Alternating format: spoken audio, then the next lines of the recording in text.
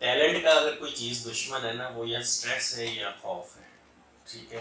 بچہ اگر آپ کا پڑھنے میں بہت اچھا ہے، محنتی ہے، ذہین ہے، لیکن جب پرفارم کرنے کی باری آتی ہے تو وہ بالکل زیرو ہو جاتا ہے. اسی طرح اگر آپ میں بہت ساری صلاحیت ہے، آپ کچھ کر سکتے ہیں، لیکن جب اسٹیج پرفارمنس کی بات آتی ہے تو کچھ بھی نہیں ہو سکتا.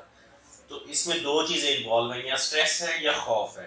اسٹریس اس چیز کا ہوتا ہے کہ آپ کی کوئی شخصیت میں کسی قسم کی کوئی کمی ہے، اور خوف اس چیز کا خود سے بولنے کا خوف نہیں ہوتا کبھی بھی، یہ ہوتا ہے کہ دوسرے کیا بولیں گے.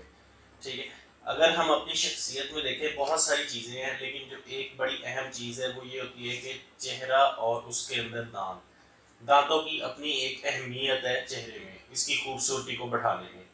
اگر دانت ٹیڑھے میڑھے ہیں یا اونچے ہیں، یہ ساری چیزیں ہماری شخصیت کی جو حسن ہے اس کو کم کر دیتی ہیں. اگر یہ ساری چیزیں ہیں تو اس کا حل ہم کیا کریں گے؟ اس کے لیے بریسز کا یوز کیا جاتا ہے. بریسز میں آپ کو بتاؤں گا کہ کب لگائے جاتے ہیں.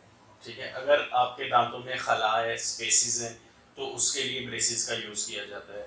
اگر یہ اوپر والا جو جبڑا ہے اس کے جو دانت ہے وہ اونچے ہیں تو ہم بریسز کا یوز کر سکتے ہیں. اگر دانت ٹیڑھے میڑھے ہیں، آگے پیچھے ہیں، سارے الائنمنٹ میں نہیں ہے، تو بریسز کا یوز کیا جا سکتا ہے.